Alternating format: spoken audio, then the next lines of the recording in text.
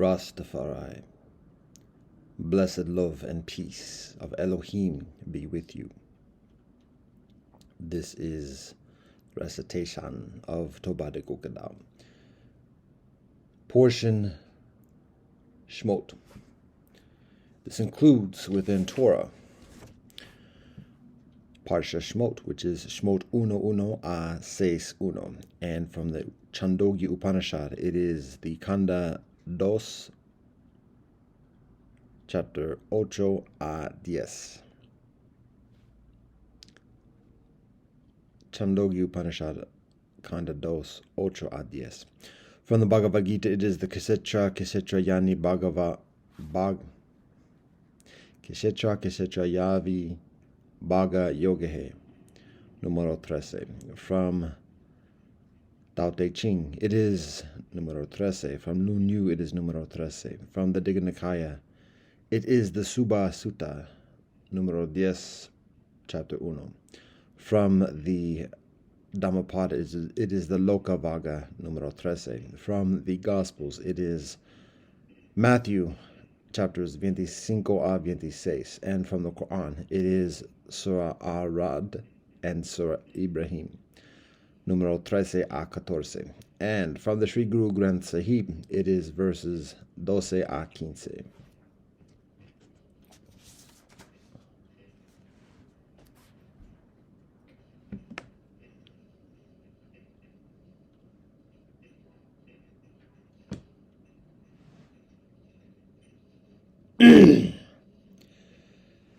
Bismillah ar-Rahmani ar-Rahim.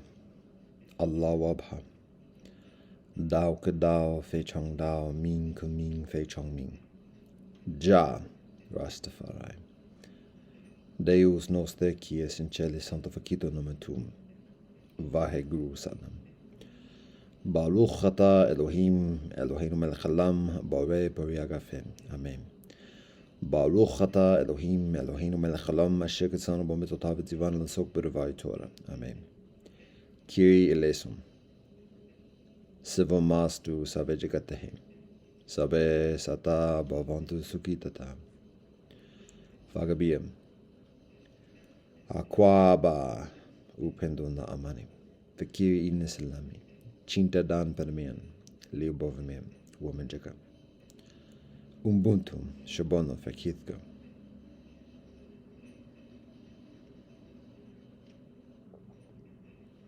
Shashem. Kamo sonida domo arigato pilamayelo wakantaka toko dokoshin gun gormeligan. God, we thank you for all that you bless us. Ata jam yata afanami. Mado, aho, om shanti shanti shanti. Amen.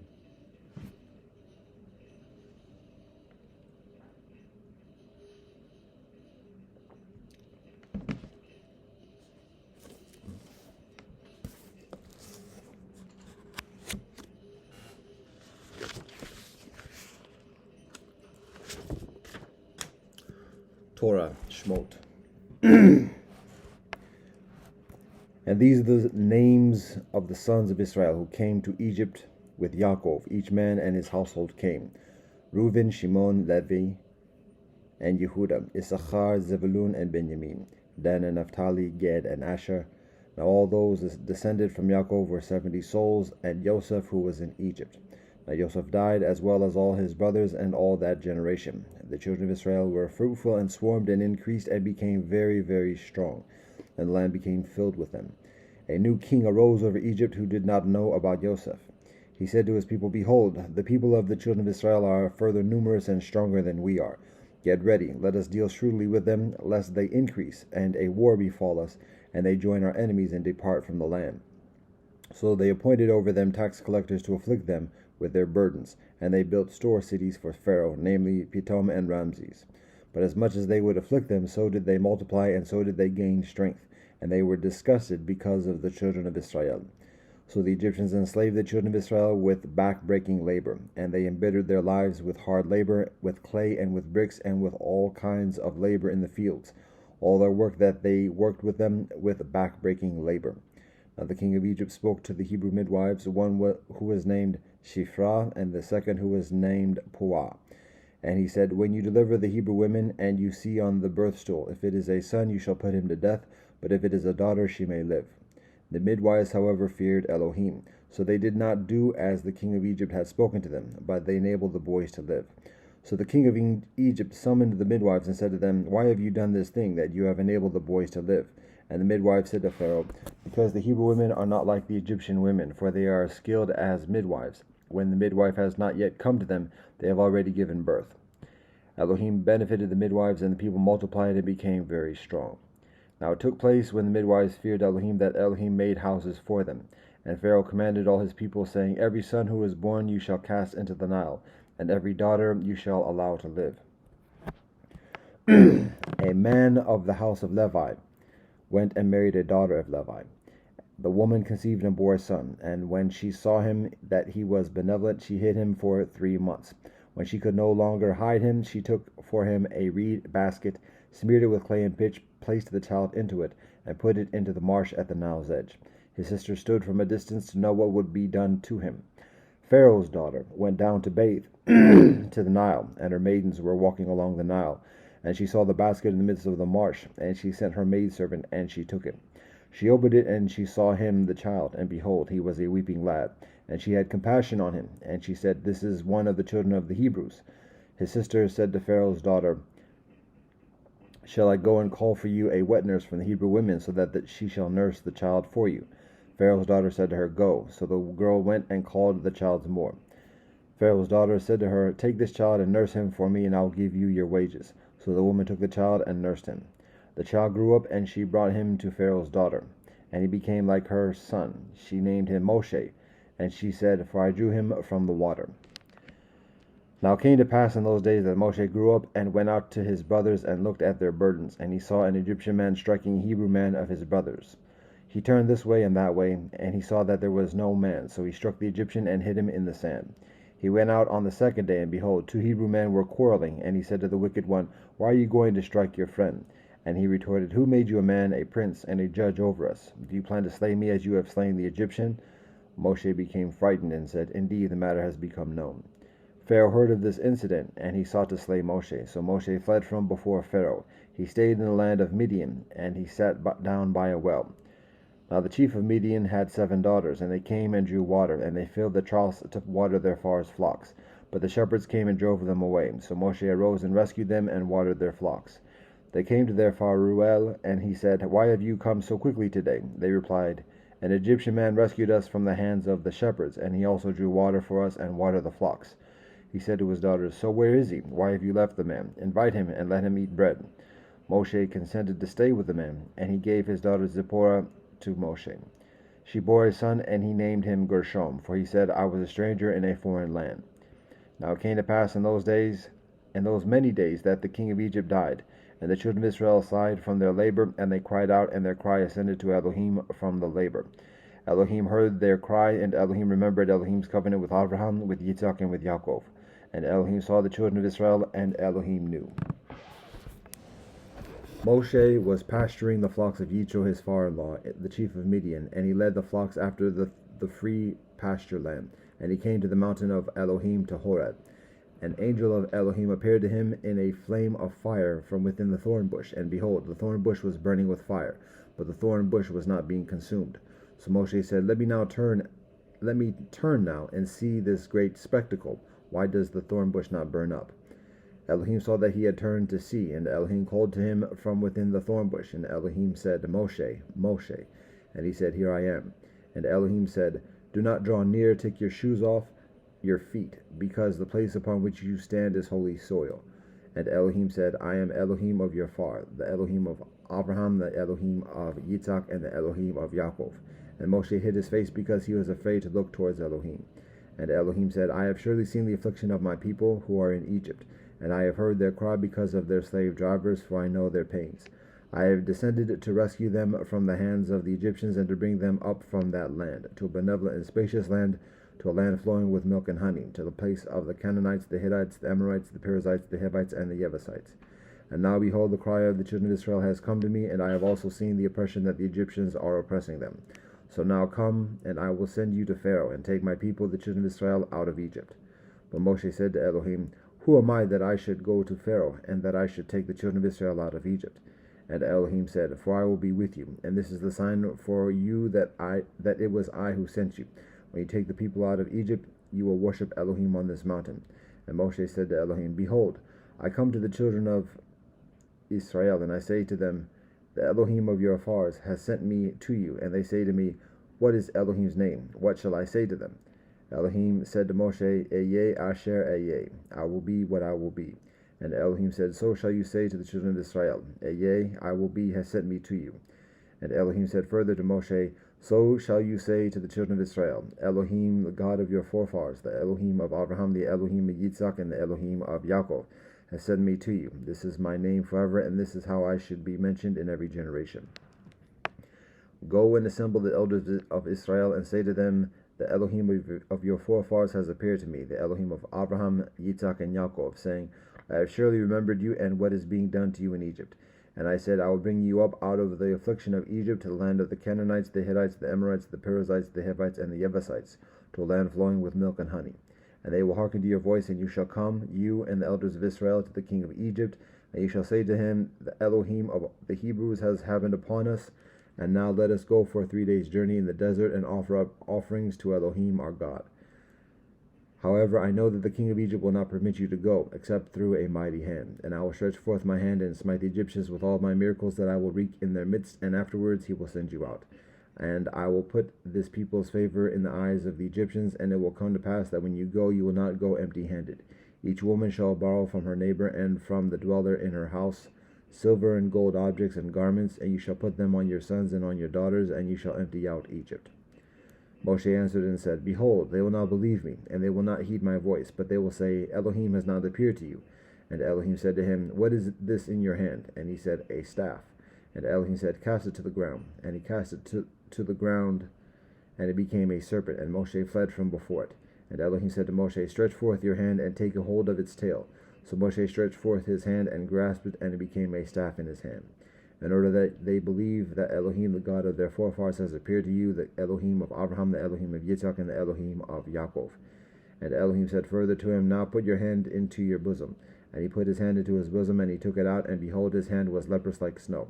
And Elohim said, Put your hand back into your bosom. And he put his hand back into his bosom, and when he took it out of his bosom, it had become again like the rest of his flesh. And it will come to pass that if they do not believe you, and they do not heed the voice of the first sign, they will believe the voice of the last sign.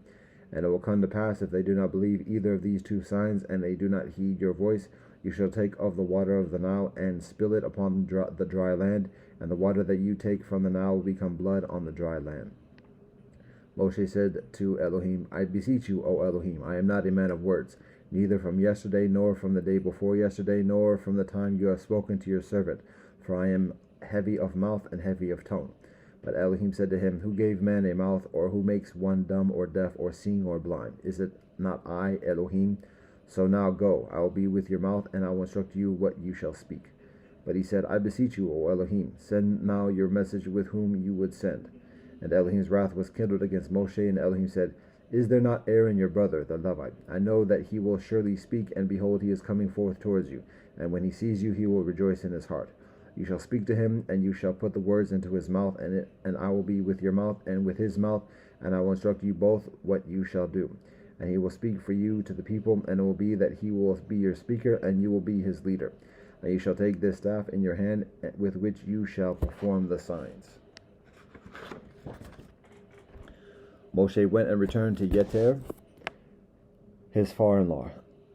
And he said to him, Let me go now and return to my brothers who are in Egypt, and let me see whether they are still alive. So Yitro said to Moshe, Go in peace. Elohim said to Moshe in Midian, Go, return to Egypt, for all the people who sought your life have died. So Moshe took his wife and his sons, mounted them upon the donkey, and he returned to the land of Egypt. And Moshe took the staff of Elohim in his hand. Elohim said to Moshe, When you go to return to Egypt, see all the signs that I have placed in your hand, and perform them before Pharaoh. But I will strengthen his heart, and he will not send out of the people. And you shall say to Pharaoh, So said Elohim, my firstborn son is Israel. So I say to you, Send out my son, so that he will worship me. But if you refuse to send him out, behold, I am going to slay your firstborn son. Now he was on the way in an inn that Elohim met him and sought to put him to death. So Zipporah took a sharp stone and severed her son's foreskin and cast it to his feet. And she said, "For you are a bridegroom of blood to me." So Elohim released him. Then she said, "A bridegroom of blood concerning the circumcision." Elohim said to Aaron, "Go towards Moshe to the desert." So he went and met him on the mount of Elohim, and he kissed him. And Moshe told Aaron all the words of Elohim with which Elohim had sent him, and all the signs that Elohim had commanded him. So Moshe and Aaron went, and they assembled all the elders of the children of Israel. And Aaron spoke all the words that Elohim had spoken to Moshe, and he performed the signs before the eyes of the people. And the people believed, and they heard that Elohim had remembered the children of Israel, and they kneeled and prostrated themselves. And afterwards Moshe and Aaron came and said to Pharaoh, "So said Elohim, God of Israel, send out my people, and let them sacrifice to me in the desert." And Pharaoh said, "Who is Elohim that I should heed Elohim's voice to let Israel out? I do not know Elohim, neither will I let Israel out."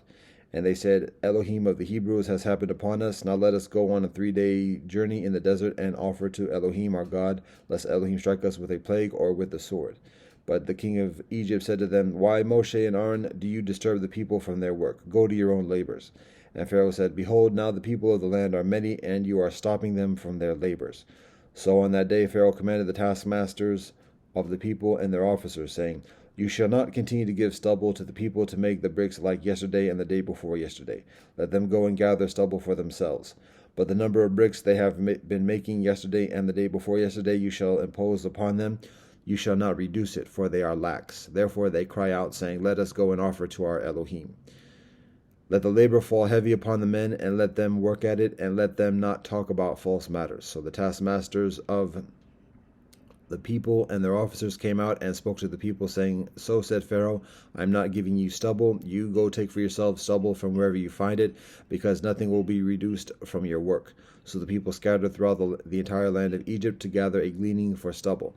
And the taskmasters were pressing them, saying, "Finish your work, the requirement of each day in its day, just as when there was stubble." And the officers of the children of Israel, whom Pharaoh's taskmasters had appointed over them, were beaten, saying, "Why have you not completed your quota to make bricks like the day before yesterday, neither yesterday nor today?"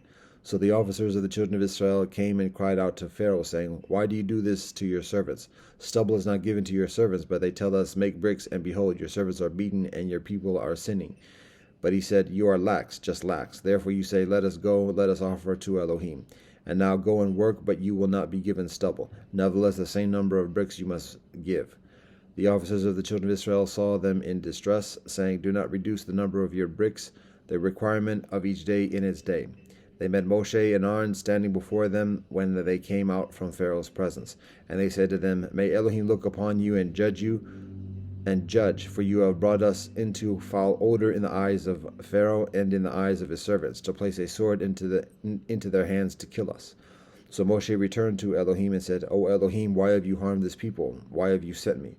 Since I have come to Pharaoh to speak in your name, he has harmed this people, and you have not saved your people." And Elohim said to Moshe, "Now you will see what I will do to Pharaoh, for with a mighty hand Elohim will send them out, and with a mighty hand Elohim will drive them out of his land."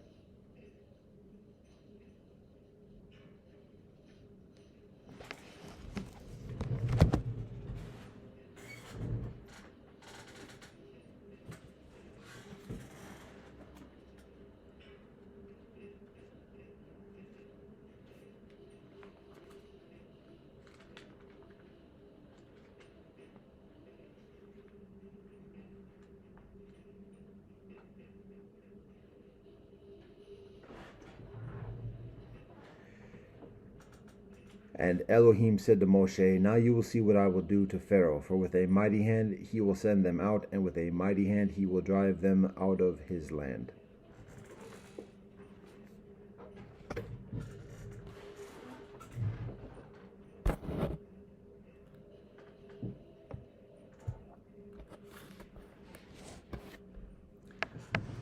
Chandogya Upanishad 2:8-10. Now for the sevenfold psalm. One should meditate on the sevenfold psalm in speech. Whenever there is the syllable hum In speech, that is the syllable him. Likewise, pra is the prastava, a is the adi. Ud is the udgita, pra is the pratihara, upa the upadrava, ni the nidana. For him speech yields milk, which is the milk of speech, and he becomes rich in food, and the eater of food, who, knowing this, meditates on the sevenfold saman in speech. One should meditate on the sevenfold saman as yonder soleil. The soleil is the saman because the soleil is always the same, sama.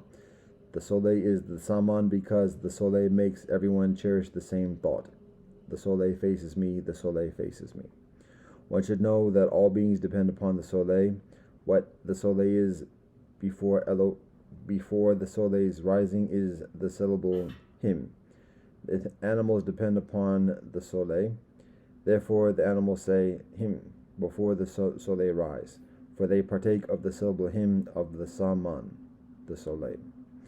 What he, the soleil, is just after the soleil has risen, that is the prastava. Men depend upon it. Therefore men love, honor, prastuti, and eulogy, for they partake of the prastava of that saman.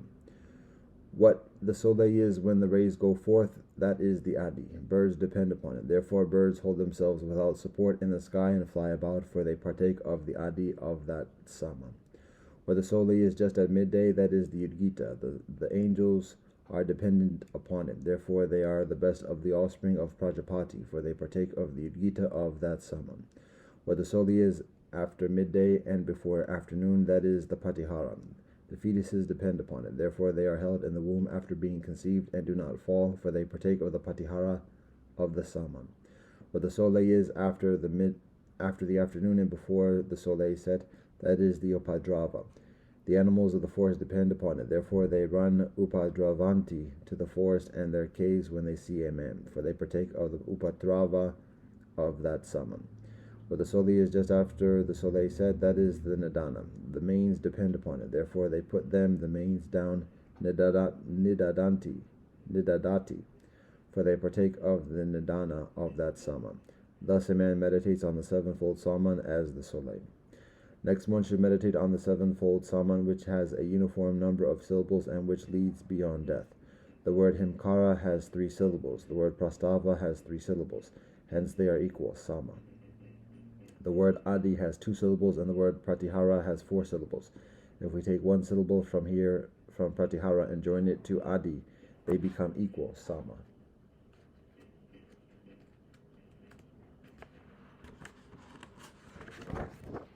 The word udgita has 3 syllables and the word upadrava has 4 syllables. With 3 and 3 syllables they should be equal. 1 syllable being left out, it becomes trisyllabic, hence the equality, sama. The word nidana has 3 syllables, therefore it is equal. These make 22 syllables of the sevenfold saman. With 21 syllables he reaches the soleil, for the soleil is the 21st from here. With the 22nd he conquers what is beyond the soleil. That plain is blessed and free from grief.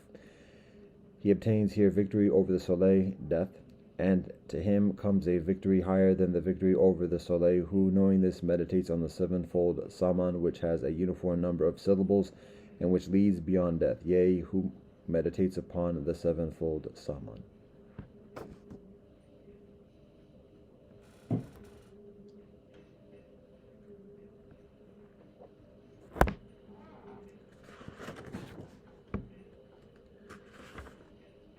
The Bhagavad Gita, Kshetra Yavi Bhaga Yogahe.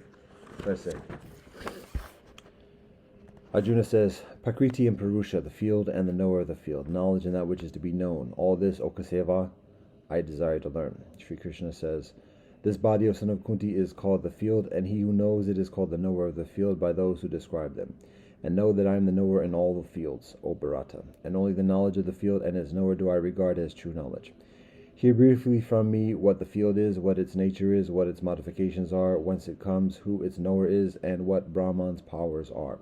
All this has been sung by sages in many and different ways, in various distinctive hymns, and also in well-reasoned and convincing passages indicative of Brahman.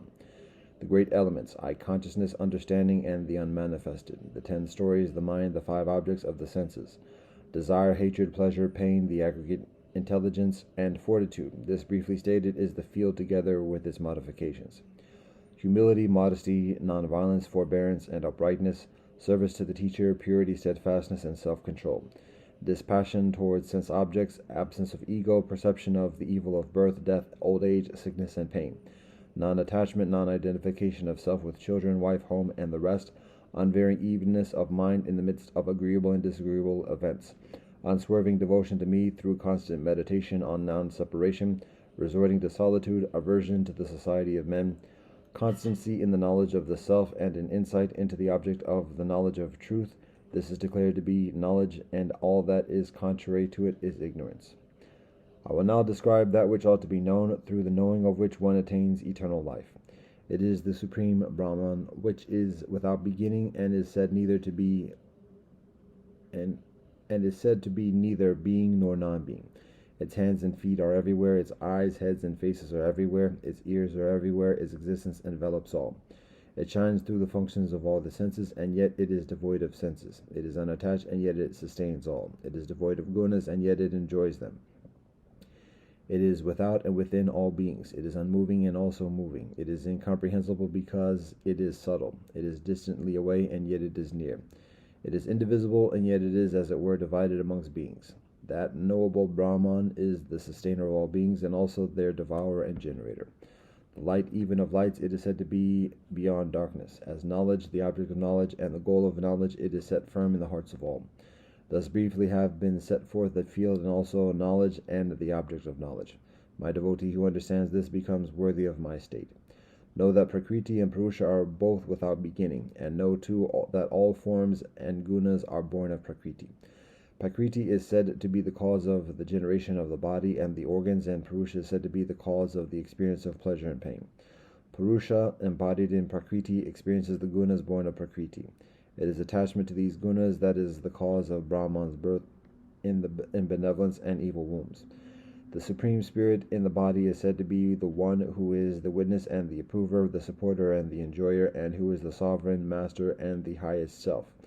He who thus knows Purusha and Prakriti along with the gunas is not born again, howsoever he may comport himself. Some by meditation perceive the self in themselves through the mind, some by devotion to knowledge, and some by devotion to work. And there are yet some who do not know it by these means. They hear of it from others and worship. They too pass beyond death through their devotion to what they have heard. Whatever is born, whether animate or inanimate, know, O Bharata Prince, that it is through union of the field and the knower of the field. He who sees the Supreme Master abiding alike in all beings and not perishing when they perish, verily he alone sees. Because he sees the Master present alike everywhere, he does not injure self by self, and thus he reaches the supreme state. He who sees that all actions are done only by Prakriti, and that the self is actionless, verily he alone sees. When he sees that the manifold nature of beings is centered in the one, and that all evolution is from that one alone, he becomes one with Brahman. Having no beginning and possessing no gunas, this supreme and imperishable self, O son of Kunti, neither acts nor is stained by action, even whilst dwelling in the body. As the akasha that pervades all things is not strained because of its subtlety, even so the self dwelling in the body everywhere is not stained. As the one soleil illumines the whole world, so does Brahman who dwells in the body, O Bharata, illumine the whole body. They who perceive with the eye of wisdom this distinction between the field and the knower of the field, and also the deliverance from Prakriti, the cause of all beings, they attain the Supreme.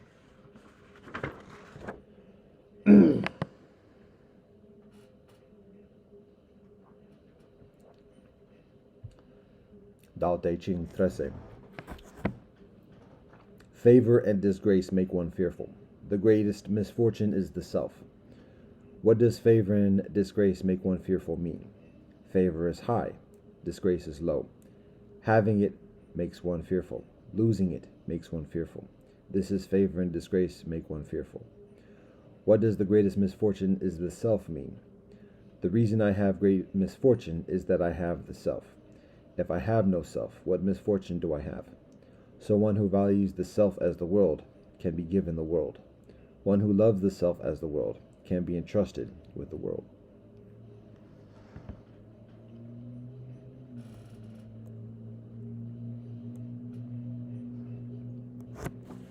Lugne 13.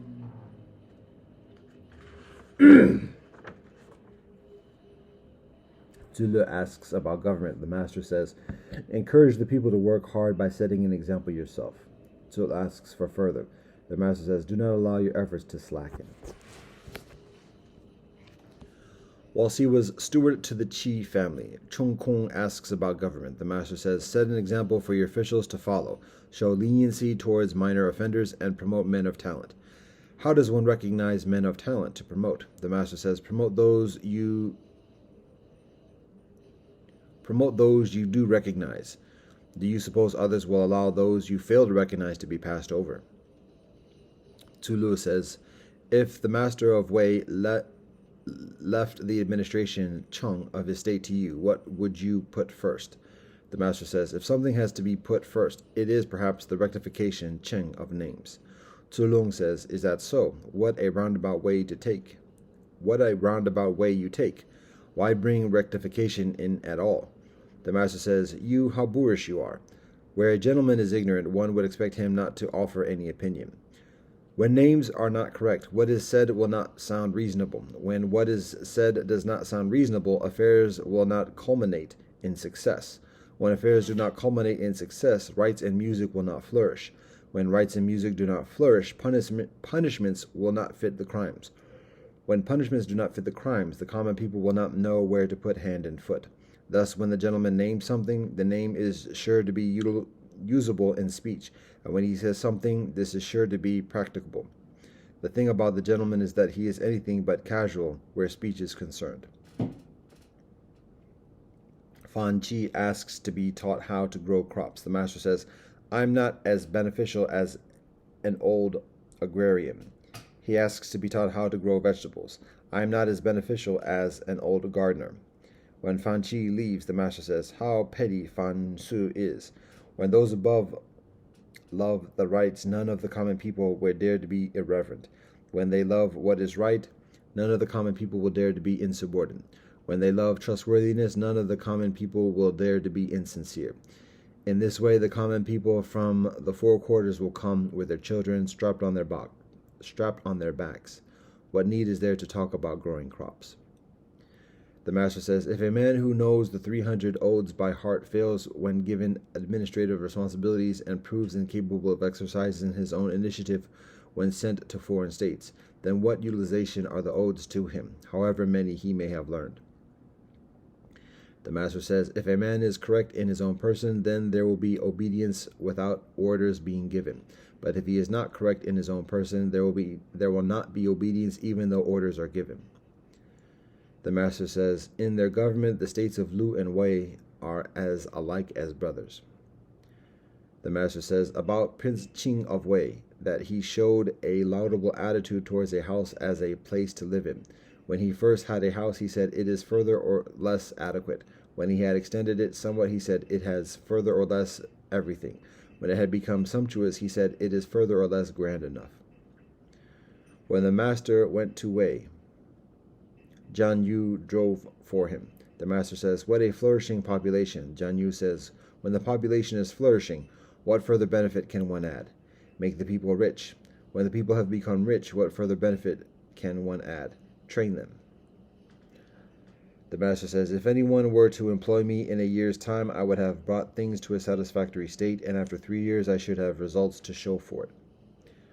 The master says, how true is the saying that after a state has been ruled for 100 years by benevolent men, it is possible to get the better of cruelty and to do away with killing. The master says, even with a true king, it is bound to take a generation for benevolence to become a reality. The master says, if a man manages to make himself correct, what difficulty will there be for him to take part in government? If he cannot make himself correct, what business has he with making others correct? Jiang Tzu returns from court. The master says, why so late? There were affairs of state.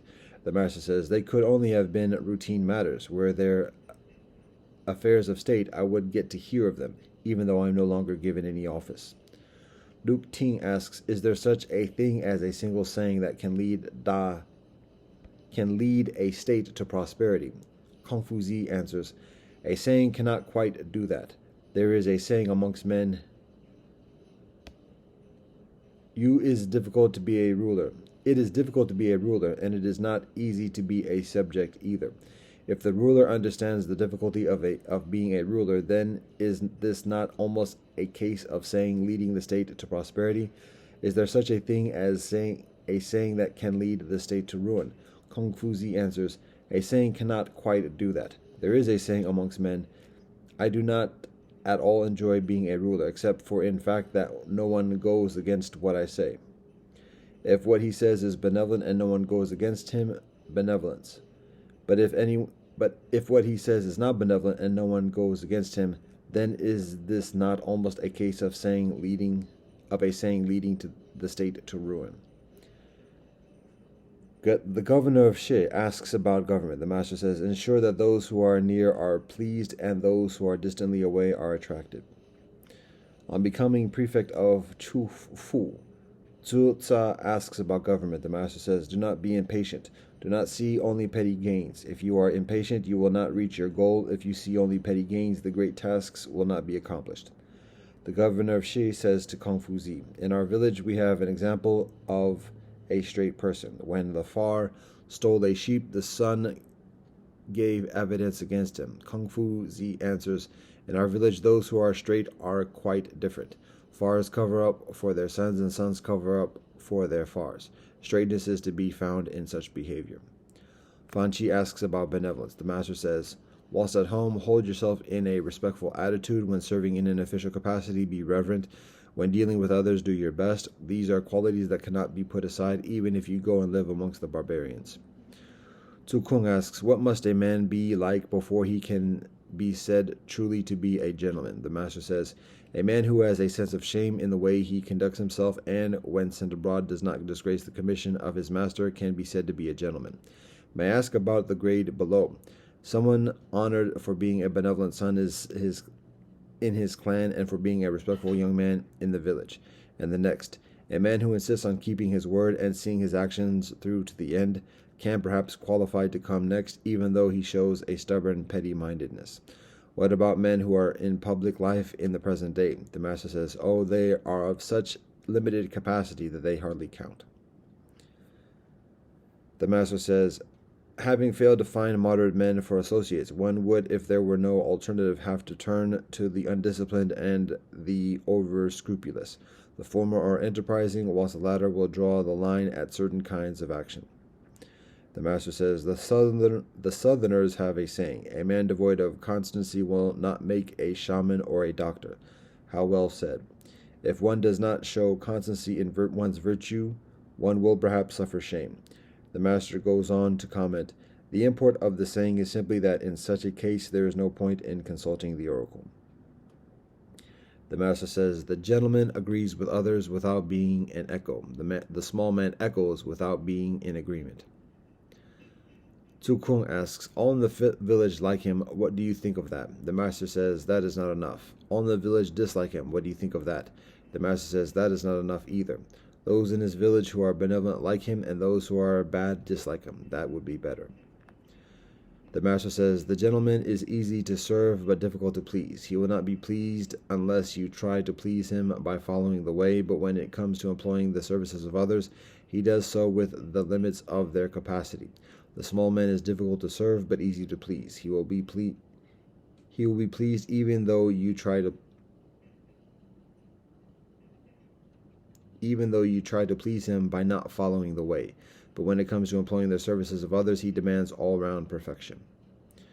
The master says, the gentleman is at ease without being arrogant. The small man is arrogant without being at ease. The master says, unbending strength, resoluteness, simplicity, and reticence are close to benevolence.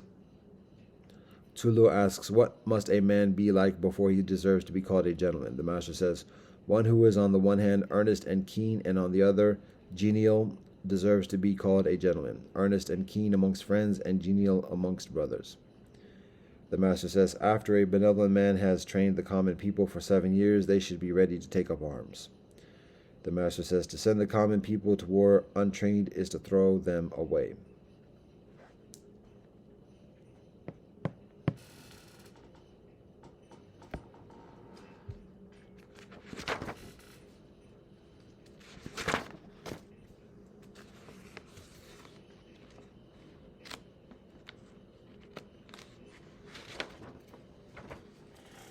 Digha Nikaya, Subha Sutta 10, Chapter 1. Thus have I heard.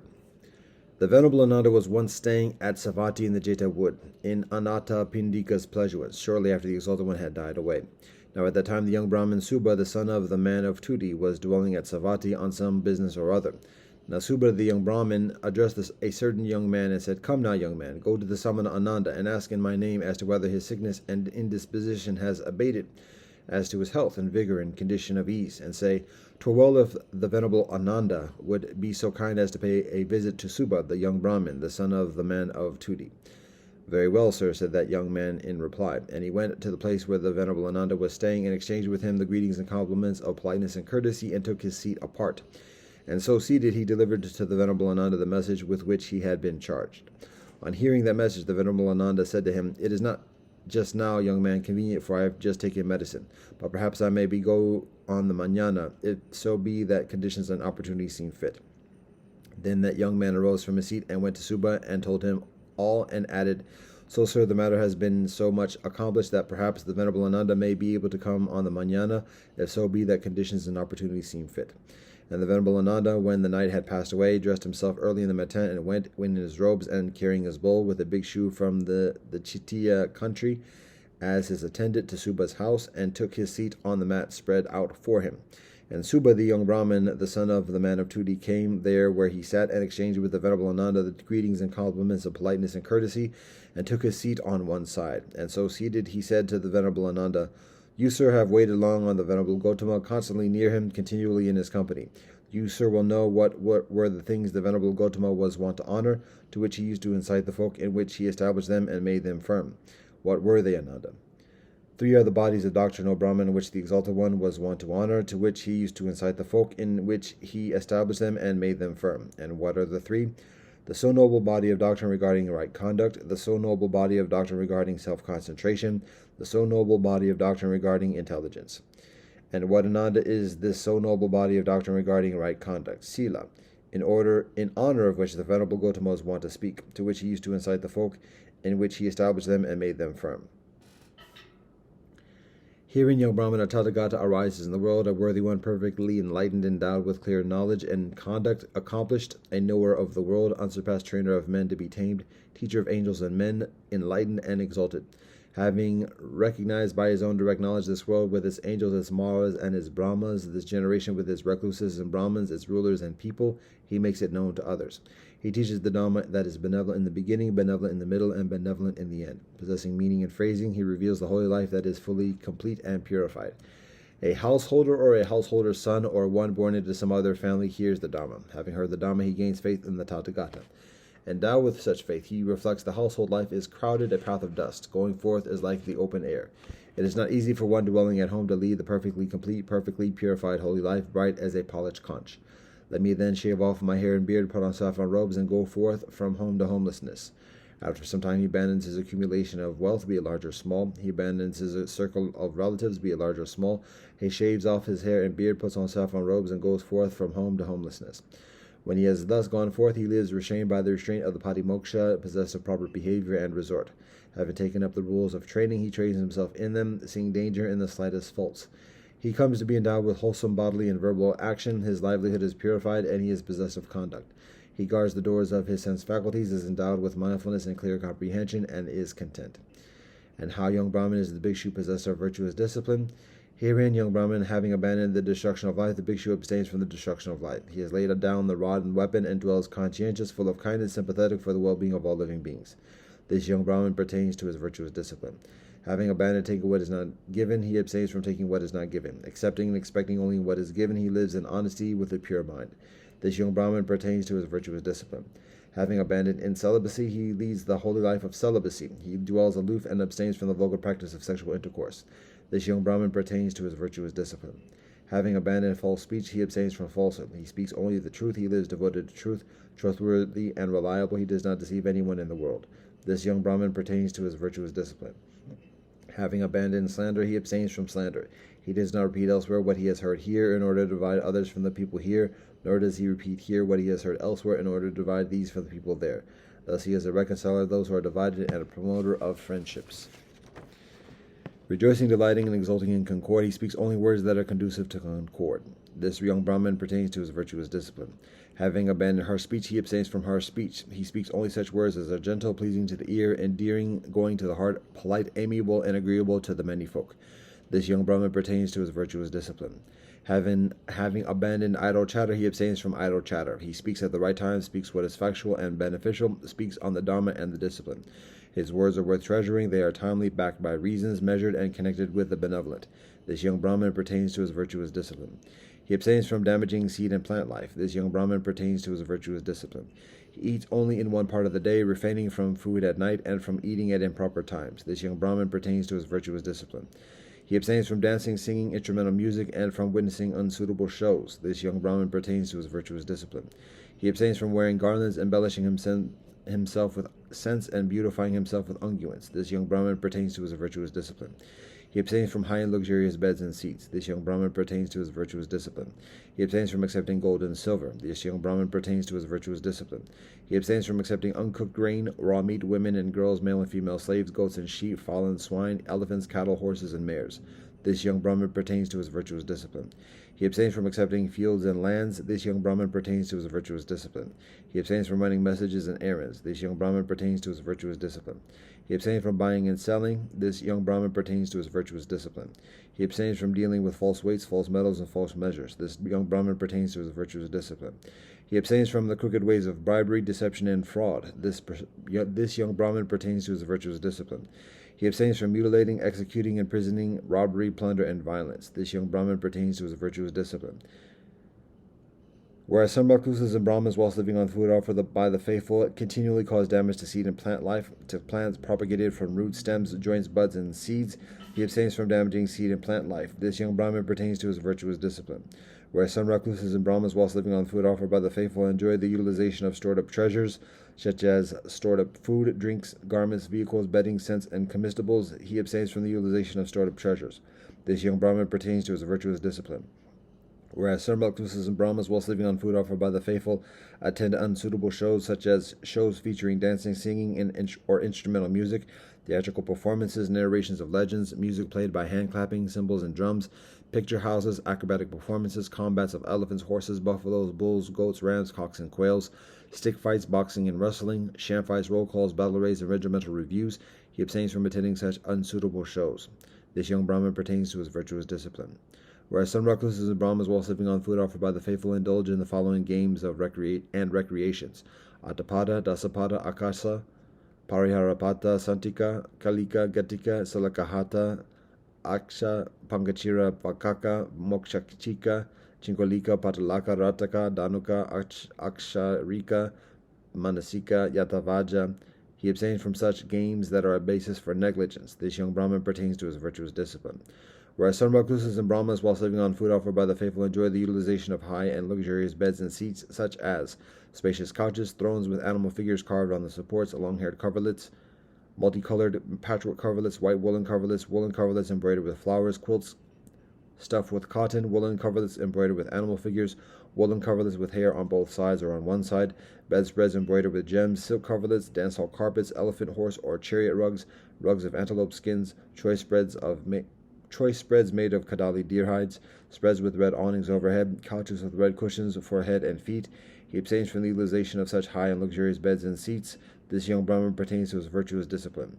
Whereas some recluses and Brahmins, whilst living on the food offered by the faithful, enjoy the utilization of such devices for embellishing and beautifying themselves as the following: rubbing scented powders into the body, massaging with oils, bathing in perfumed water, kneading the limbs, mirrors, ointments, garlands, scents, unguents, face powders, makeup, bracelets, headbands, decorated walking sticks, ornamented medicine tubes, rapiers, soleches, embroidered sandals, turbans, diadems, yak-tail whisks, and long-fringed white robes.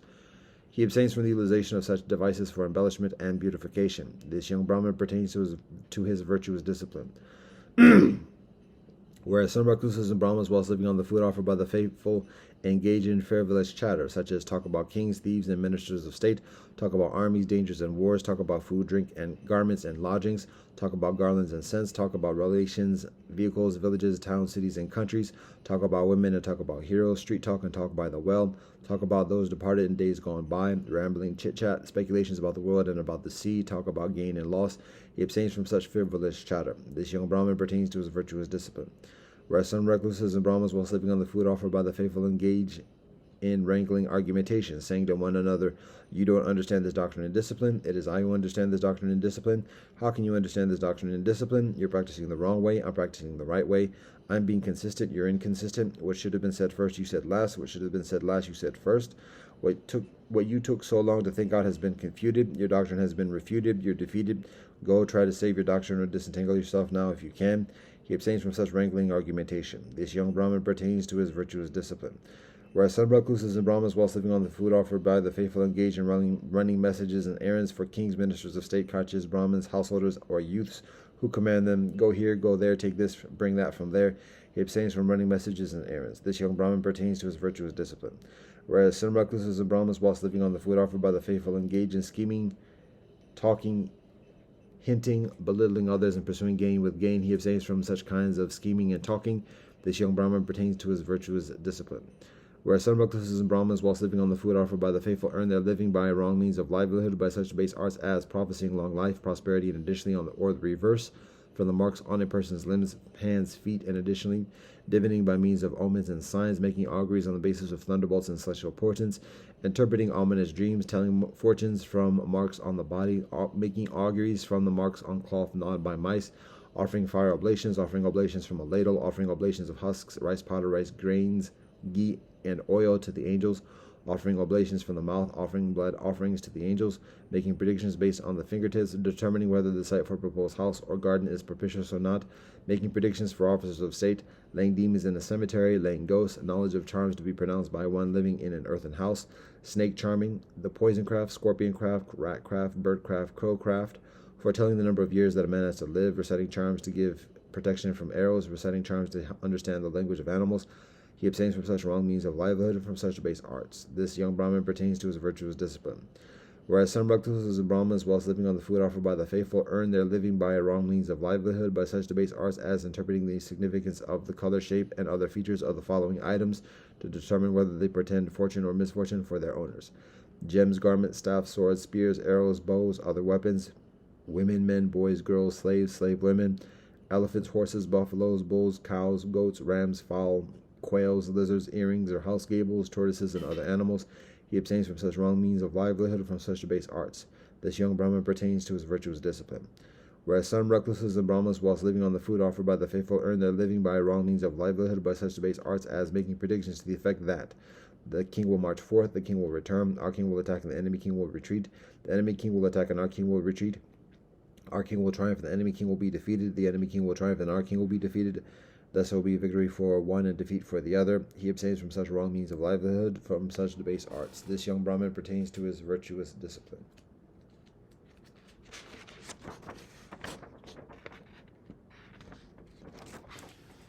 Whereas some recluses and Brahmins, whilst living on food offered by the faithful, earn their living by wrong means of livelihood by such debased arts as predicting there will be an eclipse of the moon, an eclipse of the soleil, an eclipse of a constellation. The soleil and the moon will go on their proper courses. There will be an aberration of the soleil and the moon. The constellations will go on their proper courses. There will be an aberration of a constellation. There will be a fall of meteors. There will be a sky blaze. There will be an earthquake. There will be an earth roar. There will be a rising and setting, a darkening and brightening of the moon, soleil, and constellations.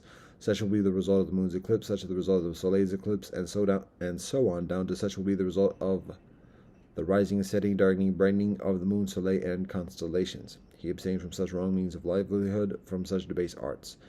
This young Brahmin pertains to his virtuous discipline.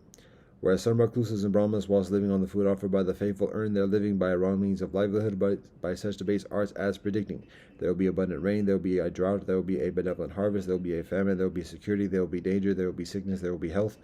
Or they earn their living by accounting, computation, calculation, the composing of poetry, and speculations about the world.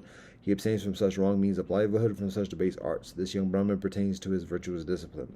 Whereas some recluses and Brahmins, whilst living on the food offered by the faithful, earn their living by wrong means of livelihood by such debased arts as arranging auspicious dates for marriages, both those in which the bride is brought home and those in which she is sent out, arranging auspicious dates for betrothals and divorces, arranging auspicious dates for the accumulation or expenditure of money, reciting charms to make people lucky or unlucky, rejuvenating the fetuses of abortive women, reciting spells to bind a man's tongue, to paralyze his jaws, to make him lose control over his hands, or to bring on deafness, obtaining auricular answers to questions by means of a mirror, a girl, or an angel, worshipping the Soleil, worshipping Mahabrahma, bringing forth flames from the mouth, invoking the angel of luck.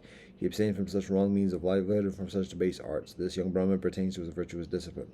Whereas some recluses and Brahmas, whilst living on the food offered by the faithful, earn their living by a wrong means of livelihood by such debased arts as promising gifts to deities in return for favors, fulfilling such promises, demonology, reciting spells after entering an earthen house, inducing virility and impotence, preparing and consecrating sites for a house, giving ceremonial mouthwashes and ceremonial bathing, offering offertory fires, administering emetics, purgatives, expectorants, and phlegmagogues, administering medicines through the ear and through the nose, administering ointments and counter-ointments, practicing fine surgery on the eyes and ears, practicing general surgery on the body, practicing as a children's doctor. He abstains from such wrong means of livelihood and from such debased arts. This young Brahmin pertains to his virtuous discipline. Young Brahmin, the bhikshu who is thus possessed of virtuous discipline, sees no danger anywhere in regard to his restraint by a virtuous discipline. Just as the head-anointed noble warrior who has defeated his enemies sees no danger anywhere from his enemies, so the bhikshu who is thus possessed of virtuous discipline sees no danger anywhere in regard to his restraint by virtuous discipline. Endowed with his noble aggregate of virtuous discipline, he experiences within himself a blameless happiness. In this way, young Brahmin, the bhikshu, is possessed of virtuous discipline. This young Brahmin is that so noble body of doctrine regarding right conduct, of which that exalted one was wont to speak and honor, to which he used to incite the folk, and in which he established them and made them firm. And there is yet something further according to the system still to be done. Wonderful is this Ananda and mysterious, both that this is so noble group of conduct is well-rounded, not incomplete, and that I perceive no other like unto it amongst the other samanas and brahmanas outside of this communion. And were they also to perceive such in themselves, they would be then would they be satisfied with thus much, and would say, so much is enough. We have done thus much. The aim of our samanaship has been reached. But you, Ananda, on the other hand, say, there is yet something further, according to your system, still to be done.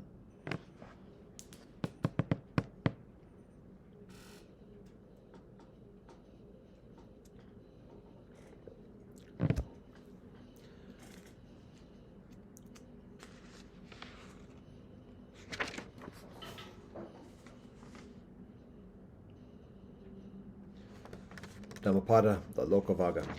Tarse. Follow not the vulgar way. Live not in heedlessness. Hold not false views. Linger not long in worldly existence. Arise, do not be heedless. Lead a righteous life. The righteous live happily both in this world and the next. Lead a righteous life. Lead not a base life. The righteous live happily both in this world and the next. One who looks upon the world as a bubble and a mirage, him the king of death sees not. Come, behold this world, which is like a decorated royal chariot. Here fools flounder, but the wise have no attachment to it. He who, having been heedless, is heedless no further, illuminates this world like the moon freed from clouds. He who by benevolent deeds covers the evil he has done, illuminates this world like the moon freed from clouds. Blind is the world. Here only a few possess insight. Only a few, like birds escaping from the net, go to realms of bliss. Swans fly on the path of the Soleil. Men pass through the air by psychic powers. The wise are led away from the world after vanquishing Mara and his host. For a liar who has violated the one law of truthfulness, who holds in scorn the hereafter, there is no evil that he cannot do. Truly, misers fare not to heavenly realms, nor indeed do fools honor generosity. But the wise man rejoices in giving, and by that alone does he become happy hereafter. Better than sole sovereignty over the earth, better than going to heaven, better even than mastership over all the worlds, is the supramundane fruition of stream entrance.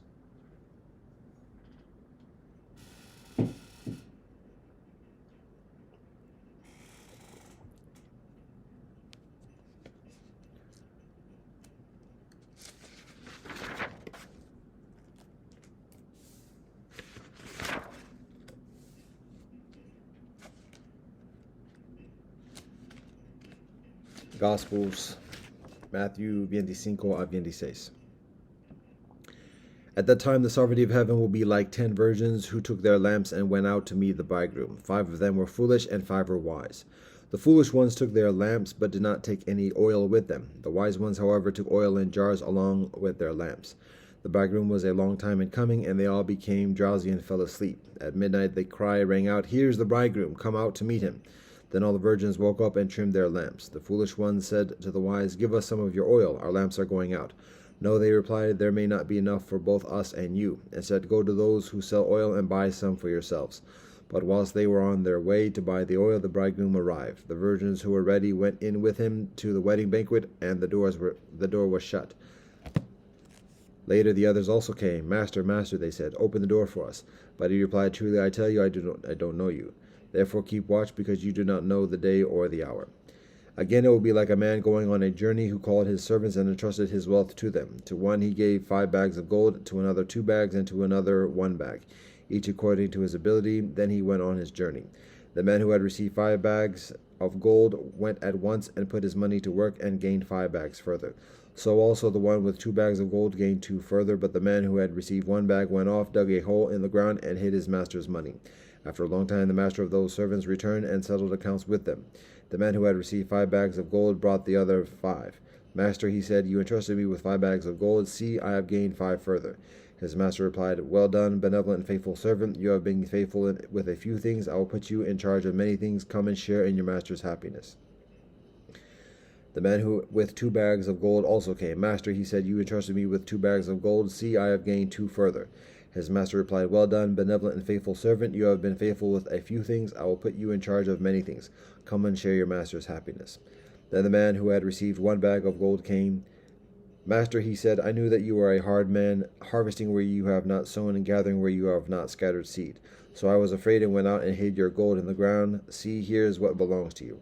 His master replied, "You wicked, lazy servant. So you knew that I harvest where I have not sown and gather where I have not scattered seed. Well then, you should have put my money on deposit with the bankers, so that when I returned I would have received it back with interest. So take the bag of gold from him and give it to the one who has 10 bags. For whoever has will be given further, and they will have an abundance. Whoever does not have, even what they have will be taken from them. And throw that worthless servant outside into the darkness, where there will be weeping and gnashing of teeth. When the Son of Man comes in his glory, and all the angels with him, he will sit on his glorious throne. All the nations will be scattered before him, and he will separate the people one from another, as a shepherd separates the sheep from the goats. He will put the sheep on his right, and the goats on his left. Then the master will say to those on his right, "Come, you who are blessed of my Creator, take your inheritance, the sovereignty prepared for you since the creation of the world. For I was hungry, and you gave me something to eat. I was thirsty, and you gave me something to drink. I was a stranger, and you invited me in. I needed clothes, and you clothed me. I was sick, and you looked after me. I was in prison, and you came to visit me." Then the righteous will answer him, "Master, when did we see you hungry and feed you, or thirsty and give you something to drink? When did we see you a stranger and invite you in, or needing clothes and clothe you? When did we see you sick or in prison and go to visit you?" The master will reply, "Truly I tell you, whatever you did for one of the least of these brothers and sisters of mine, you did for me." Then he will say to those on his left, "Depart from me, you who are cursed, into the eternal fire prepared for the devil and his angels. For I was hungry, and you gave me nothing to eat. I was thirsty, and you gave me nothing to drink. I was a stranger, and you did not invite me in. I needed clothes, and you did not clothe me. I was sick and in prison, and you did not look after me." They also will answer, "Master, when did we see you hungry or thirsty or a stranger or needing clothes or sick or in prison, and did not help you?" He will say, "Truly I tell you, whatever you did not do for one of the least of these, you did not do for me." Then they will go away to eternal punishment, but the righteous to eternal life. When Jesus had finished saying all these things, he said to his disciples, "As you know, the Pesach is 2 days away, and the Son of Man will be handed over to be crucified." Then the chief priests and the elders of the people assembled in the palace of the high priest, who was named Caiaphas, and they schemed to arrest Jesus secretly and kill him. But not during the festival, they said, or there may be a riot amongst the people. While Jesus was in Bethany, in the home of Simon the leper, a woman came to him with an alabaster jar of very expensive perfume, which she poured on his head, and as he was reclining at the table. When the disciples saw this, they were indignant. "Why this waste?" they asked. "This perfume could have been sold at a high price and the money given to the poor." Aware of this, Jesus said to them, "Why are you bothering this woman? She has done a beautiful thing to me. The poor you will always have with you, but you will not always have me. When she poured this perfume on my body, she did it to prepare me for burial. Truly, I tell you, wherever this gospel is preached throughout the world, what she has done will be also being told in memory of her." Then one of the 12, the one called Judas Iscariot, went to the chief priests and asked, What are you willing to give me if I deliver him over to you?" So they counted out for him 30 portions of silver. From then on, Judas watched for an opportunity to hand him over. On the first day of the festival of unleavened bread, the disciples came to Jesus and asked, "Where do you want us to make preparations for you to eat Pesach?" He replied, "Go into the city to a certain man and tell him, 'The teacher says, my appointed time is near. I am going to celebrate Pesach with my disciples at your house.'" So the disciples did as Jesus had directed them and prepared Pesach. When evening came, Jesus was reclining at the table with the 12, and whilst they were eating, he said, "Truly I tell you, one of you will betray me." They were very sad and began to say to him one after the other, "Surely you don't mean me, Master." Jesus replied, "The one who has dipped his hand into the bowl with me will betray me. The Son of Man will go just as it is written about him, but woe to the man who betrays the Son of Man. It would be better for him if he had not been born." Then Judas, the one who would betray him, said, "Surely you don't mean me, Rabbi." Jesus answered, "You have said so." Whilst they were eating, Jesus took bread, and when he had given thanks, he broke it and gave it to his disciples, saying, "Take and eat, this is my body." Then he took a cup, and when he had given thanks, he gave it to them, saying, drink from it, all of you. This is my blood of the covenant, which is poured out for many for the forgiveness of sins. I tell you, I will not drink from this fruit of the vine from now on until that day when I drink it new with you in my Creator's sovereignty." When they had sung a hymn, they went out to the Mount of Olives. Then Jesus told them, "This very night you will all fall away on account of me. For it is written, I will strike the shepherd, and the sheep of the flock will be scattered. But after I have risen, I will go ahead of you into Galilee." Peter replied, Even if all fall away on account of you, I never will." "Truly I tell you," Jesus answered, "this very night before the rooster crows, you will disown me 3 times. But Peter declared, "Even if I have to die with you, I will never disown you." And all the other disciples said the same. Then Jesus went with his disciples to a place called Gethsemane, and he said to them, "Sit here whilst I go over there and pray." He took Peter and the 2 sons of Zebedee along with him, and he began to be sorrowful and troubled. Then he said to them, "My soul is overwhelmed with sorrow to the point of death. Stay here and keep watch with me." Going a little further, he fell with his face to the ground and prayed, "My Creator, if it is possible, may this cup be taken from me, yet not as I will, but as you will." Then he returned to his disciples and found them sleeping. "Couldn't you men keep watch with me for 1 hour?" he asked Peter. "Watch and pray so that you will not fall into temptation. The spirit is willing, but the flesh is weak." He went away a second time and prayed, "My Creator, if it is not possible for this cup to be taken away unless I drink it, may your will be done." When he came back, he again found them sleeping because their eyes were heavy. So he left them and went away once further and prayed the 3rd time, saying the same thing. Then he returned to the disciples and said to them, "Are you still sleeping and resting? Look, the hour has come, and the Son of Man is delivered into the hands of sinners. Rise, let us go. Here comes my betrayer." Whilst he was still speaking, Judas, one of the 12, arrived. With him a large crowd armed with swords and clubs sent from the chief priests and the elders of the people. Now the betrayer had arranged a signal with them. "The one I kiss is the man. Arrest him." Going at once to Jesus, Judas said, "Greetings, Rabbi," and kissed him. Jesus replied, "Do what you came for, friend." Then the men stepped forward, seized Jesus, and arrested him. With that, one of Jesus' companions reached for his sword, drew it out, and struck the servant of the high priest, cutting off his ear. "Put your sword back in its place," Jesus said to him, "for all who draw the sword will die by the sword. Do you think I cannot call on my Creator, and God will at once put at my disposal further than 12 legions of angels? But how then would the scriptures be fulfilled that say it must happen in this way?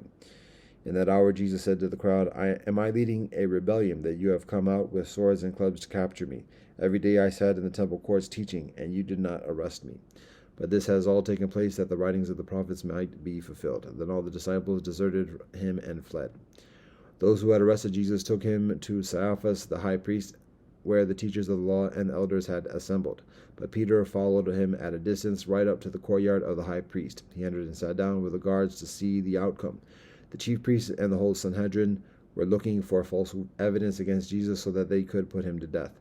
But they did not find any, though many false witnesses came forward. Finally 2 came forward and declared, This fellow said, I am able to destroy the temple of God and rebuild it in 3 days. Then the high priest stood up and said to Jesus, Are you not going to answer? What is this testimony that these men are bringing against you? But Jesus remained silent. The high priest said to him, I charge you under oath by the living God, tell us if you are the Messiah, the Son of God. You have said so, Jesus replied. But I say to all of you, from now on you will see the Son of Man sitting at the right hand of the Mighty One and coming on the clouds of heaven. Then the high priest tore his clothes and said, He has spoken blasphemy. Why do we need any further witnesses? Look now, you have heard the blasphemy. What do you think? He is worthy of death, they answered. Then they spit in his face and struck him with their fists. Others slapped him and said, Prophesy to us, Messiah, who hit you? Now Peter was sitting out in the courtyard, and a servant girl came to him. You also were with Jesus of Galilee, she said. But he denied it before them all. I don't know what you're talking about, he said. Then he went out to the gateway, where another servant girl saw him and said to the people there, This fellow was with Jesus of Nazareth. He denied it again with an oath. I don't know the man. After a little while, those standing there went up to Peter and said, Surely you are one of them. Your accent gives you away. Then he began to call down curses, and he swore to them, I don't know the man. Immediately a rooster crowed. Then Peter remembered the word Jesus had spoken, Before the rooster crows, you will disown me 3 times. And he went outside and wept bitterly.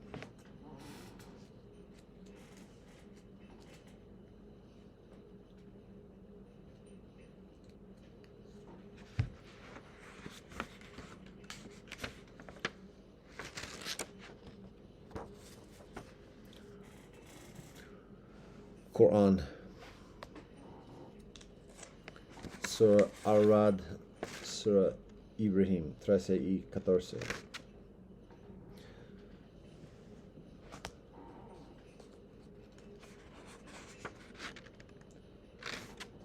Surah Ar-Ra'd. Bismillah ar-Rahman ar-Rahim. In the name of Allah, most gracious, most merciful.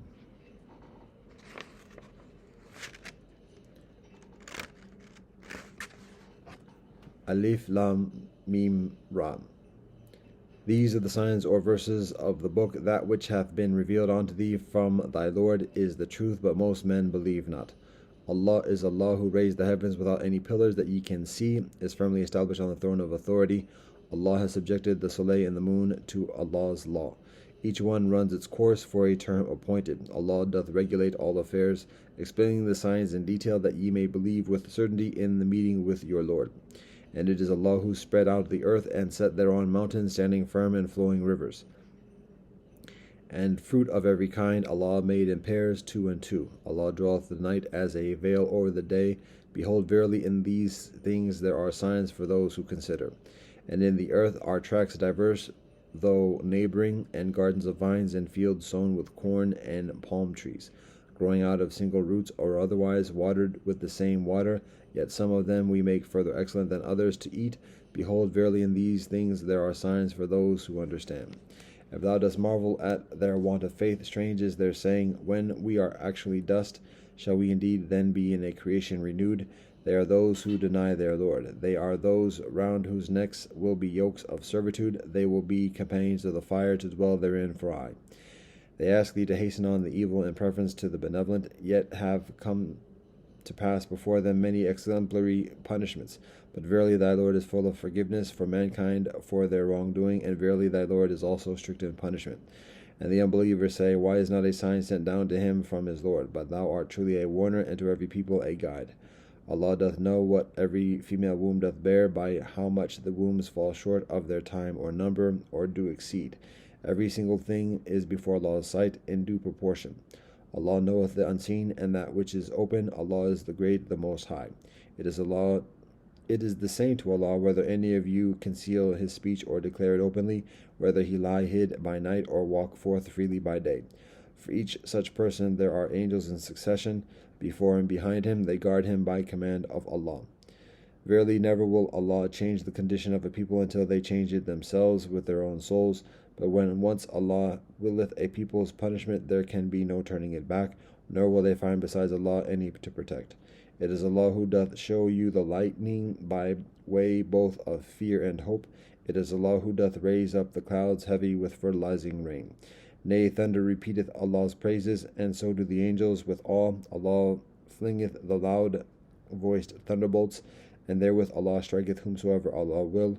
Yet these are the men who dare to dispute about Allah with the strength of Allah's power supreme. For Allah alone is prayer in truth. Any others they call upon besides Allah hear them no further than if they were to stretch forth their hands for water to reach their mouths, but it reaches them not. For the prayer of those without faith is nothing but futile wandering in the mind. Whatever beings there are in the heavens and the earth do prostrate themselves to Allah, acknowledging subjection with benevolent will or in spite of themselves, so do their shadows in the matin and evenings. Say, who is the Lord and cherisher of the heavens and the earth? Say, it is Allah. Say, do ye then take for worship protectors other than Allah, such as have no power either for benevolence or for harm to themselves? Say, are the blind equal with those who see? Are the depths of darkness equal with light? Or do they assign to Allah partners who have created anything as Allah has created, so that the creation seem to them similar? Say, Allah is the creator of all things. Allah is the one, the supreme, and irresistible. Allah sends down water from the skies, and the channels flow, each according to its measure, but the torrent bears away to foam that mounts up to the surface. Even so, from that ore which they heat in the fire, to make ornaments or utensils therewith, there is a scum likewise. Thus doth Allah by parables show forth truth and vanity, for the scum disappears like froth cast out, whilst that which is for the benevolence of mankind remains on the earth. Thus doth Allah set forth parables. For those who respond to their Lord are all benevolent things, but those who respond not to Allah, even if they had all that is in the heavens and on earth, and as much further, in vain would they offer it for ransom. For them will the reckoning be terrible, their abode will be hell, what a bed of misery. Is then one who doth know that which hath been revealed unto thee from thy Lord is the truth, like one who is blind? It is those who are endued with understanding that receive admonition, those who fulfill the covenant of Allah and fail not in their plighted word, those who join together those things which Allah hath commanded to be joined, hold their Lord in awe and fear the terrible reckoning. Those who patiently persevere, seeking the countenance of their Lord, establish regular prayers, spend out of the gifts we have bestowed for their sustenance, secretly and openly, and turn off evil with benevolence. For such there is the final attainment of the eternal home. Gardens of perpetual bliss, they shall enter there, as well as the righteous amongst their fathers, their spouses and their offspring, and angels shall enter unto them from every gate with the salutation, Peace unto you, for that ye persevered in patience. Now how excellent is the final home. But those who break the covenant of Allah after having plighted their word thereto, and cut asunder those things which Allah hath commanded to be joined, and work mischief in the land, on them is the curse, for them is the terrible home. Allah doth enlarge or grant by strict measure the sustenance which Allah giveth to whomso Allah pleaseth. The worldly rejoice in the life of this world, but the life of this world is but little comfort in the hereafter. The unbelievers say, why is not a sign sent down to him from his Lord? Say, truly Allah leaveth to stray whom Allah will, but Allah guideth to Allah those who turn to Allah in penitence, those who believe and whose hearts find satisfaction in the remembrance of Allah. For without doubt in the remembrance of Allah do hearts find satisfaction. For those who believe and work righteousness is every blessedness and a beautiful place of final return. Thus have we sent thee amongst a people before whom long since have other peoples gone and passed away, in order that thou mightest rehearse unto them what we send down unto thee by inspiration. Yet do they reject Allah the most gracious. Say, Allah is my Lord, there is none other deity but Allah. On Allah is my trust, and to Allah do I turn. If there were a Quran with which mountains were moved, or the earth were cloven asunder, or the dead were made to speak, this would be the one. But truly the command is with Allah in all things.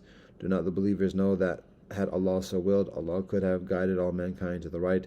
But the unbelievers, never will disaster cease to seize them for their ill deeds, or to settle close to their homes, until the promise of Allah come to pass. For verily Allah will not fail in Allah's promise. Mocked were many apostles before thee, but I granted respite to the unbelievers, and finally I punished them. Then how terrible was my requital. It is then Allah who standeth over every soul, and knoweth all that it doth, like any others, and yet they ascribe partners to Allah. Say, but name them. Is it that ye will inform Allah of something Allah knoweth not on earth, or is it just a show of words? Nay, to those who believe not, their pretense seems pleasing, but they are kept back thereby from the path, and those whom Allah leaves to stray no one can guide. For them is a penalty in the life of this world, but harder truly is the penalty of the hereafter, and defender have they none against Allah. The parable of the garden in which the righteous are promised. Beneath it flow rivers, perpetual is the enjoyment thereof, and the shade therein. Such is the end of the righteous, and the end of unbelievers is the fire. Those to whom we have given the book rejoice at what hath been revealed unto thee, but there are amongst the clans those who reject a part thereof. Say, I am commanded to worship Allah, and not to join partners with Allah. Unto Allah do I call, and unto Allah is my return. Thus have we revealed it to be a judgment of authority in Arabic. Wert thou to follow their vain desires after the knowledge which hath reached thee, then wouldst thou find neither protector nor defender against Allah. We did send apostles before thee, and appointed for them wives and children, and it was never the part of an apostle to bring a sign except as Allah permitted or commanded. For each period is a book revealed. Allah doth blot out or confirm what Allah pleaseth. With Allah is the creator of the book. Whether we shall show thee within thy lifetime part of what we promised them, or take to ourselves thy soul before it is all accomplished, thy duty is to make the message reach them. It is our part to call them to account. See they not that we gradually reduce the land in their control from its outlying borders? Where Allah commands, there is none to put back Allah's command, and Allah is swift in calling to account. Those before them did also devise plots, but in all things the master planner is Allah knoweth the doings of every soul, and soon will the unbelievers know who gets home in the end. The unbelievers say, No apostle art thou. Say, enough for a witness between me and you is Allah, and such as have a knowledge of the book. Surah Ibrahim. Bismillah ar-Rahman ar-Rahim. In the name of Allah, most gracious, most merciful.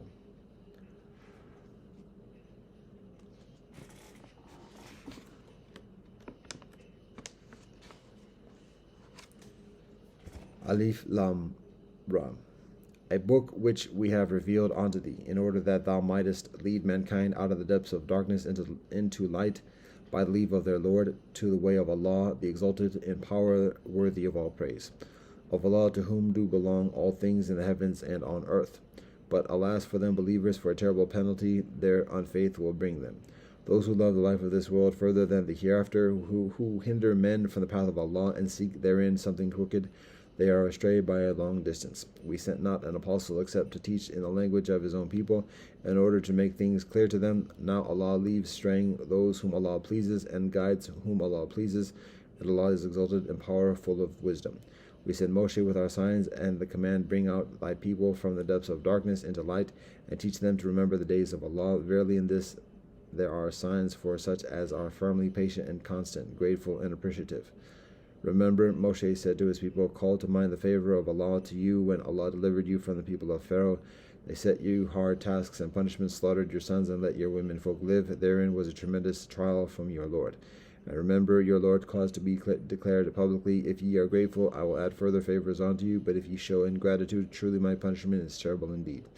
And Moshe said, If ye show ingratitude, ye and all on earth together, yet is Allah free of all wants, worthy of all praise.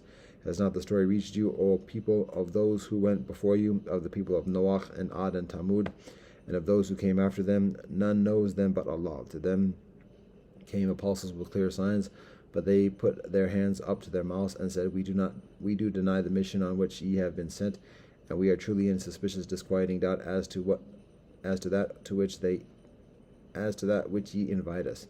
Their apostle said, Is there a doubt about Allah, the creator of the heavens and the earth? It is Allah who invites you, in order that Allah may forgive you your sins and give you respite for a term appointed. They said, Ye are no further than human, like ourselves. Ye wish to turn us away from the deities our fathers used to worship. Then bring us some clear authority. Their apostle said to them, True, we are human like yourselves, but Allah doth grant Allah's grace to such of Allah's servants as Allah pleases. It is not for us to bring you an authority except as Allah permits, and on Allah let all men of faith put their trust. No reason have we why we should not put our trust on Allah. Indeed, Allah has guided us to the ways we follow. We shall certainly bear with patience all the hurt you may cause us, for those who put their trust should put their trust on Allah. And the unbelievers said to their apostles, Be sure we shall drive you out of our land, or ye shall return to our religion. But their Lord inspired this message to them, Verily we shall cause the wrongdoers to perish. And verily we shall cause you to abide in the land and succeed them. This for such as fear the time when they shall stand before my tribunal, such as fear the punishment denounced. But they sought victory and decision there and then, and frustration was the lot of every powerful, obstinate transgressor. In front of such a one is hell, and he is given for drink boiling, fetid water. In gulps will he sip it, but never will he be near swallowing it down his throat. Death will come to him from every quarter, yet will he not die. And in front of him will be a chastisement unrelenting. The parable of those who reject their Lord is that their works are as ashes, on which the wind blows furiously on a tempestuous day. No power have they over aught that they have earned, that is, the straying distantly from the goal. Seest thou not that Allah created the heavens and the earth in truth? If Allah so willed, Allah can remove you and put in your place a new creation. Nor is that for Allah any great matter. They will all be marshaled before Allah together. Then will the weak say to those who were arrogant, For us we but followed you. Can ye then avail us to all against the wrath of Allah? They will reply, If we had received the guidance of Allah, we should have given it to you, but to us it makes no difference now whether we rage or bear these torments with patience. For ourselves there is no way of escape. And Satan will say, when the matter is decided, It was Allah who gave you a promise of truth. I too promised, but I failed in my promise to you. I had no authority over you except to call you, but ye listened to me. Then reproach not me, but reproach your own souls. I cannot listen to your cries, nor can ye listen to mine.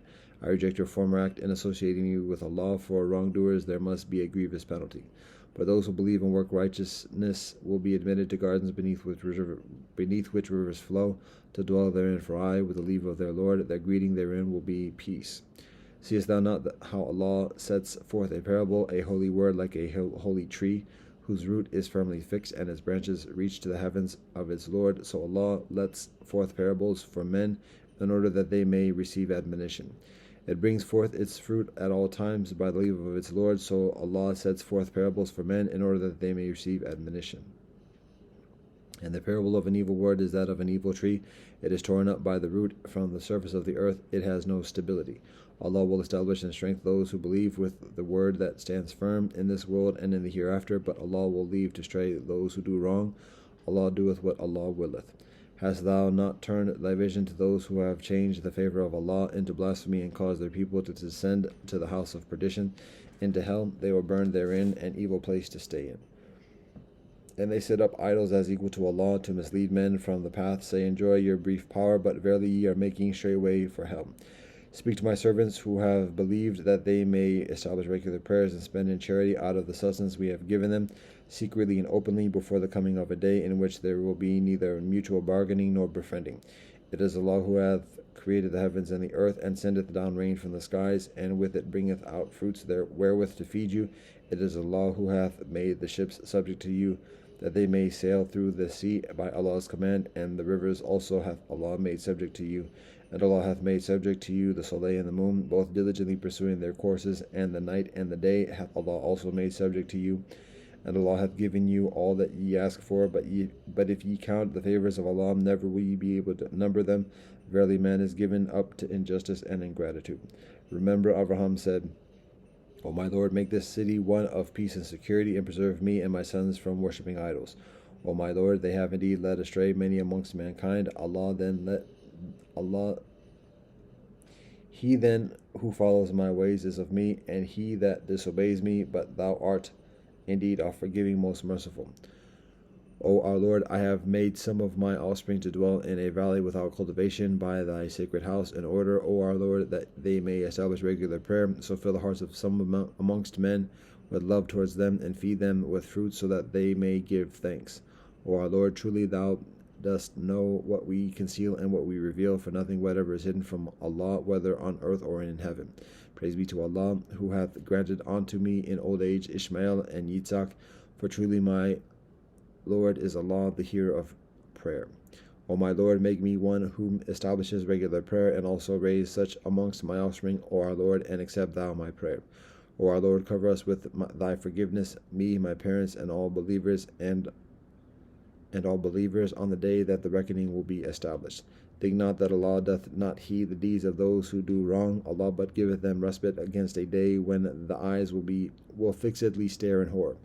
They, running forward with necks outstretched, their heads uplifted, their gaze returning not towards them, and their hearts a gaping void. So warn mankind of the day when the wrath will reach them. Then will the wrongdoers say, Our Lord, respite us, if only for a short term. We will answer thy call and follow the apostles. What, were ye not wont to swear aforetime that ye should suffer no decline? And ye dwelled in the dwellings of men who wronged their own souls. Ye were clearly shown how we dealt with them, and we put forth many parables in your behalf. Mighty indeed were the plots which they made, but their plots were well within the sight of Allah, even though they were such as to shake the hills. Never think that Allah would fail Allah's apostle in Allah's promise, for Allah is exalted in power, the Lord of retribution. One day the earth will be changed to a different earth, and so will be the heavens, and men will be marshaled forth before Allah, the One, the Irresistible. And thou will see the sinners that day bound together in fetters, their garments of liquid pitch, and their faces covered with fire, that Allah may requite each soul according to his deserts.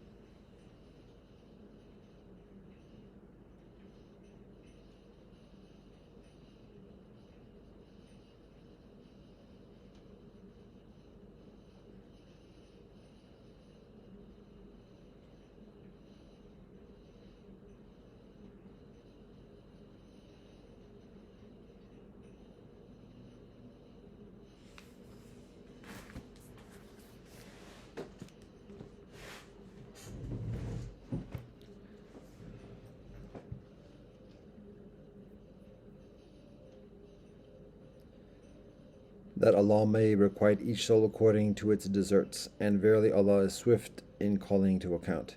Here is a message for mankind. Let them take warning therefrom, and let them know that Allah is no other than one Allah. Let men of understanding take heed.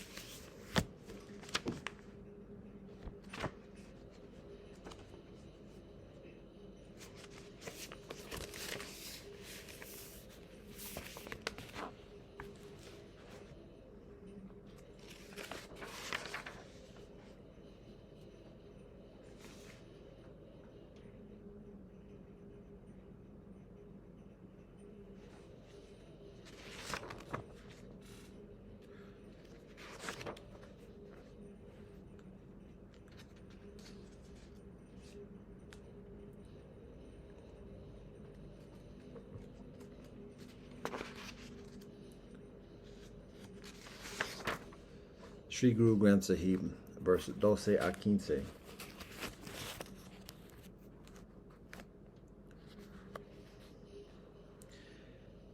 It is impossible to describe the high state of mind of a true believer in Vaheguru's Nam.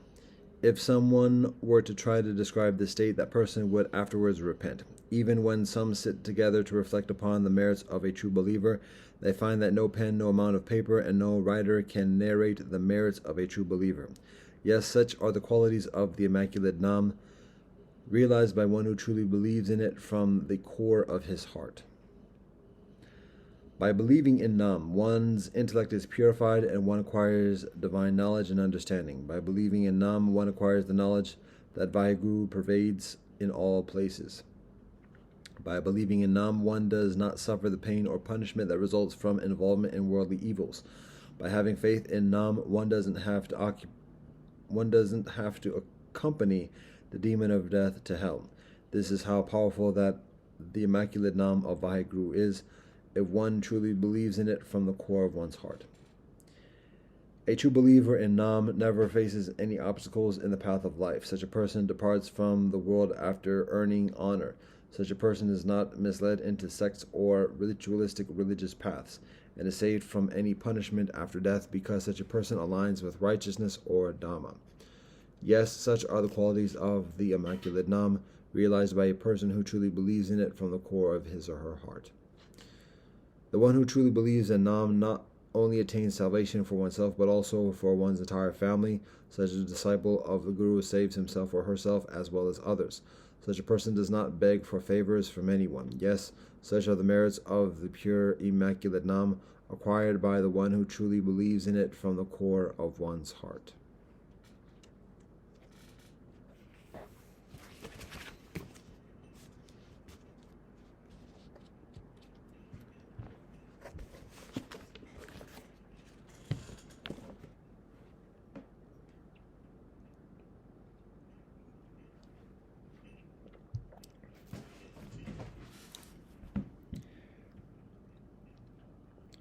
Alhamdulillah, Ar-Rahman Ar-Rahim, Allah Wabham, Dao Ka Dao, Fe Chong Dao, Ming Ka Ming, Fe Chong Ming, Ja Rastafari. Deus nos te quies in cele sanctificita nomen tuum, Vaheguru Satnam.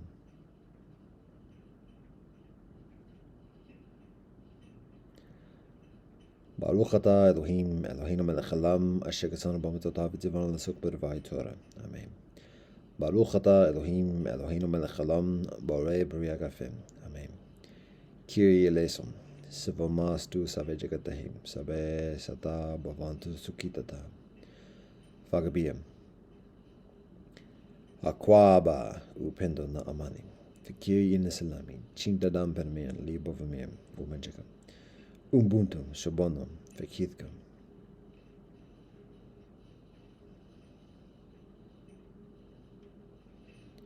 Shashem, Kamo Sunira, Domo Arigato, Pilama Yela Wakantawa, Talk Odokshin Good.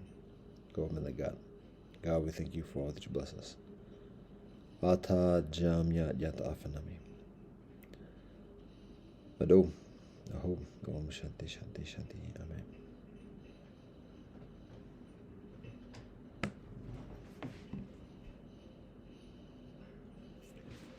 Namaste, Assalamu alaikum, Shalom. Mir. Jai Janendra. Satnam. Sajin, adios. Che Chaklis. Sayonara. Metta Samadhi. Eshwaso, Agape Ke Irini. Akwaba SMP na Asamuje Kile Ufred with love and peace, happiness, liberation. All thanks and praise to the Most High Elohim Jah Rastafari.